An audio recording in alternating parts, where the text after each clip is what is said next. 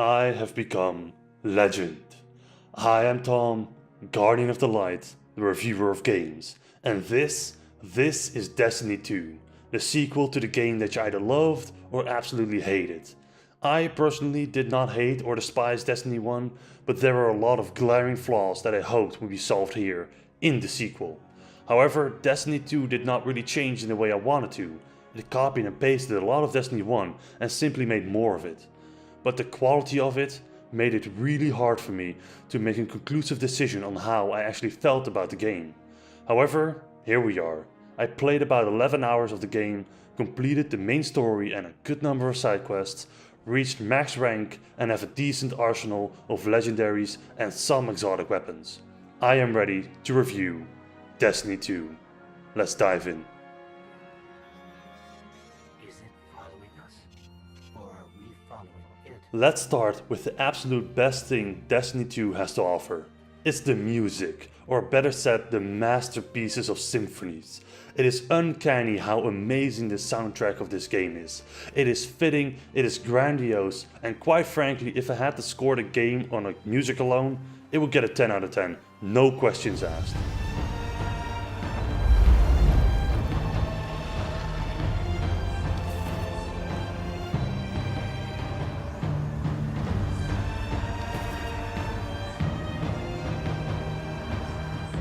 It held both worlds with a really good atmosphere, which you will gladly walk around in. Secondly, the graphics. For a console game it ran extremely smooth, with no frame drops or hiccups anywhere. Even when the battles were raging with dozens of enemies, the console held its own and did not give in.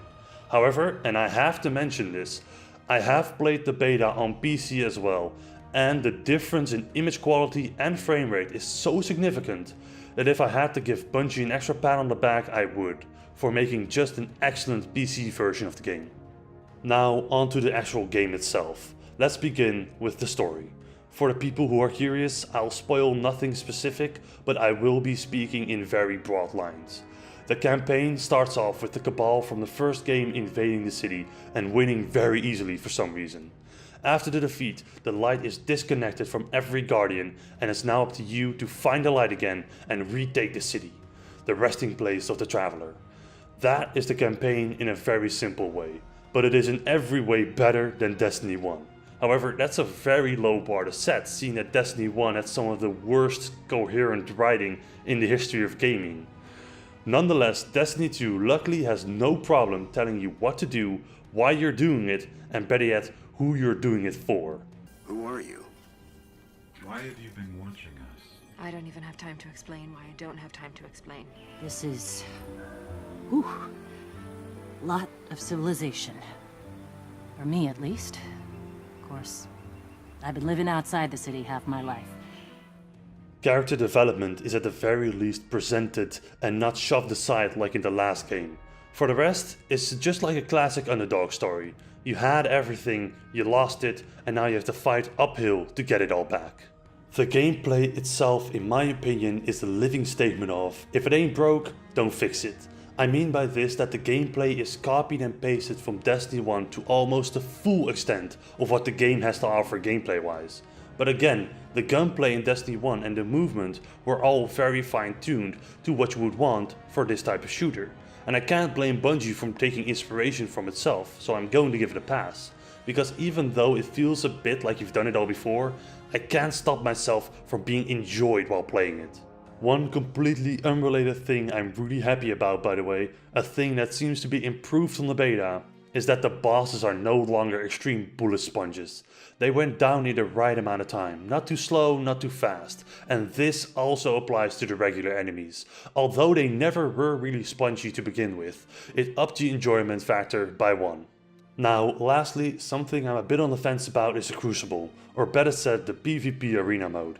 And it's just that, it's very much just team deathmatch arena where you run around shooting each other without any real thought. It kept me interested for about the 2 hours I put into it, but I doubt it will hold my attention for much longer, seeing that it is without a real goal. In the Crucible there's little to no challenges and the loot you get from it is completely random, so there's no guarantees. However, it is fun to just pop stomp some people whenever you feel like it. It does fulfill its purpose in that department, hence why I said that I'm still on the fence about it.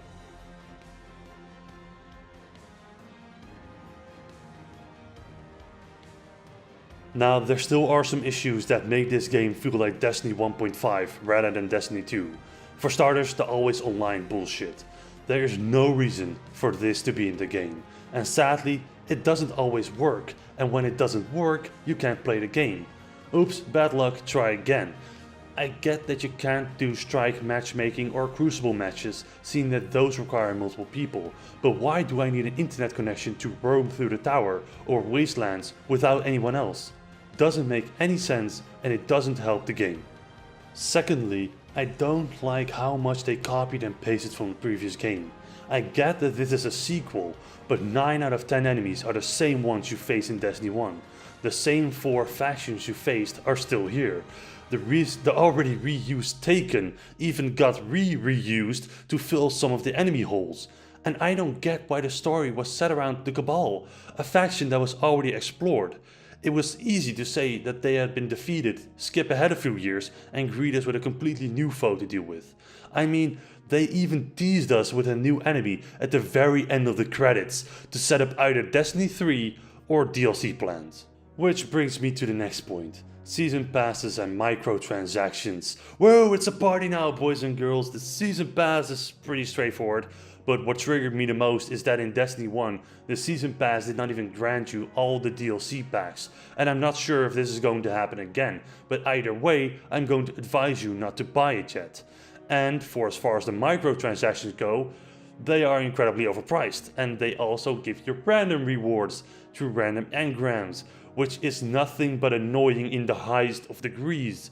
At least for now they are cosmetic only, but we all know that pay-to-win content looms in the shadows of cosmetic items.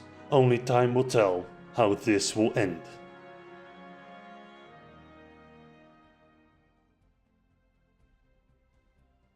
If you like Destiny 1, you will like Destiny 2. It is almost a carbon copy with small improvements all around. If you didn't like Destiny 1, well, I'm telling you to stay away from this game. It has changed so little that it almost feels like another DLC. However, I can't deny the amazing music that has been made, the beautiful worlds that have been created, and the satisfying combat that has been coded are not some of the best there is. If you love to put on a podcast and grind away some hours in strikes or even the raid, it is easy for me to recommend this to you. Because Destiny does feel like the whole package. They now even touched on some of the lore within the world before everything went bad. In the game itself. So after all is said and done, with the good and the bad, I can still say that Destiny 2 is worth the money.